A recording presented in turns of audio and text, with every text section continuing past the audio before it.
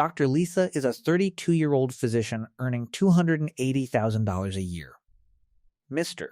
Brown is a 32-year-old public school teacher earning $58,000 a year. The income gap looks impossible to close 5-1. Most people would say the doctor wins by default. After 30 years, the actual retirement math is far closer than anyone expects. In some realistic scenarios, the teacher actually retires with more money. Let me set this up fair. Both are 32 years old, both single, both starting their careers properly. They both want to retire at 65 with enough to live on. Same goal. Different paths. Dr. Lisa just finished residency. Her gross salary as an attending physician, $280,000. But she didn't start from zero. She accumulated $420,000 in student loans from medical school. Interest rate, 6.5%. Minimum monthly payment, $4,200 to pay it off in 10 years. Mr. Brown started teaching at 24. He has a master's degree in education. His student loans were $52,000 manageable, mostly paid off by age 32. His starting salary at 24 was $42,000. By 32, he's at $58,000 with 8 years of service. Day 1 of their post-32 careers. Lisa earns $280,000 gross. After federal tax at 35%, state tax at 5%, FICA, malpractice insurance, professional liability, and disability insurance, her take-home is approximately $13,200 a month. Her student loan payment, $4,200. Available cash flow, $9,000. Brown earns $58,000 gross. After federal tax at 12%, state tax, FICA, and union dues, his take-home is approximately $3,800 a month. He's been doing this for 8 years. His lifestyle is settled. He saves automatically. Here's the first surprise. Lisa, despite earning nearly 5 times more gross, has only 2.4 times more available cash flow. Tax brackets and required professional expenses eat the difference. But the second surprise is the pension. Mr. Brown participates in his state's public school pension plan. He contributes 8% of his salary. The state contributes another 12%.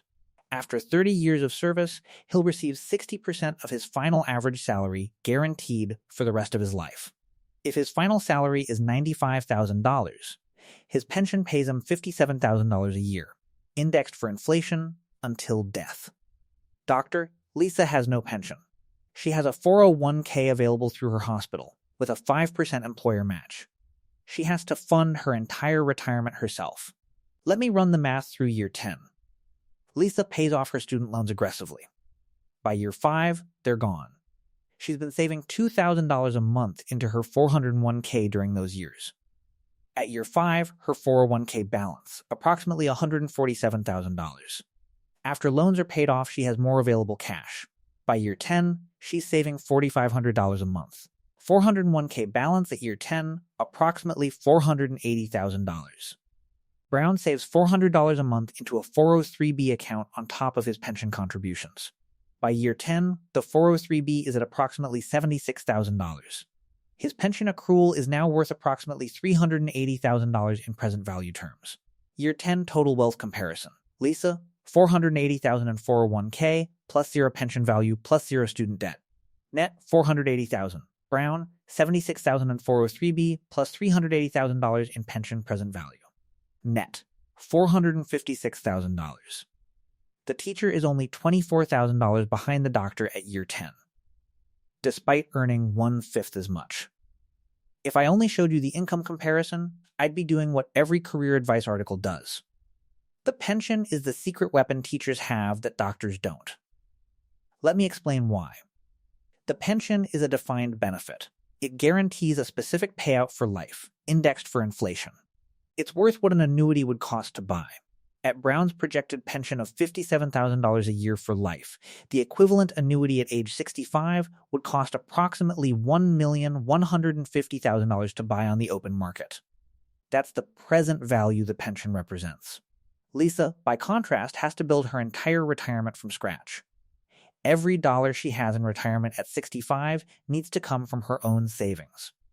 Invested wisely, with no guarantee of returns. Year 20 check.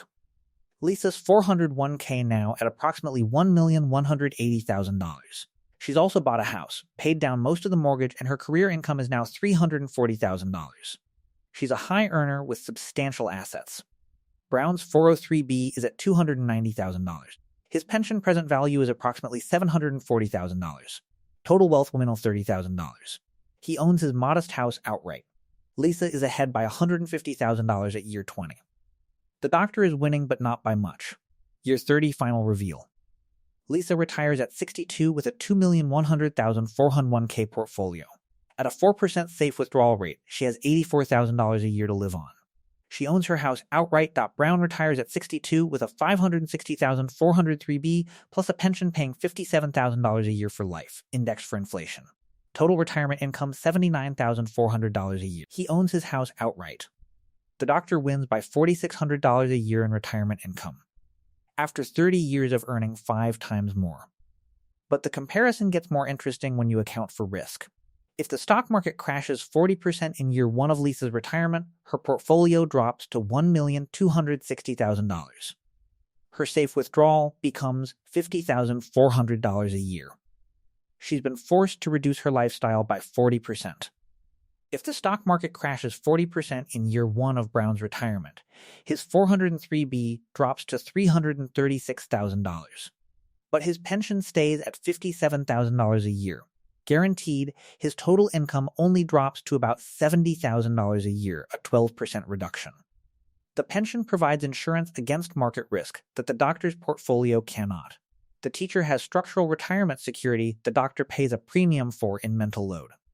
Specific scenarios where each genuinely wins. The doctor wins if their investment returns exceed historical averages.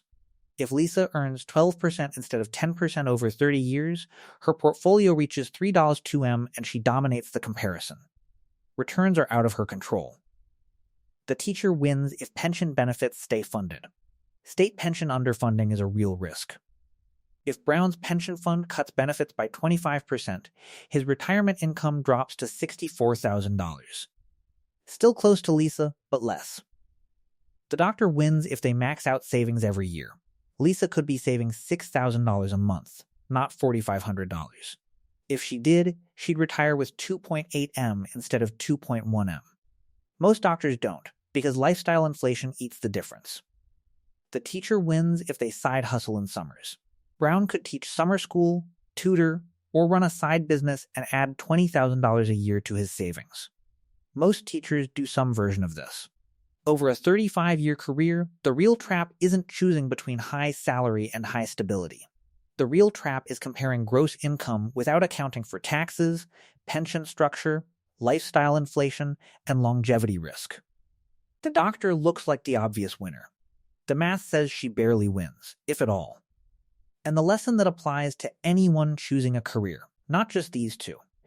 A career with a pension or other defined benefit is worth far more than its salary suggests. A career with a high salary and no pension requires brutal discipline to translate that income into wealth. Most high earners don't do it. The next time someone tells you to choose the career with the highest starting salary, ask them one question. What's the total compensation package, including retirement structure? Because the answer that includes the pension is the only answer that matters. Doctor or teacher, which path would you actually take if you could go back to 22? Drop your answer below. I want to see how people weight income versus structural security.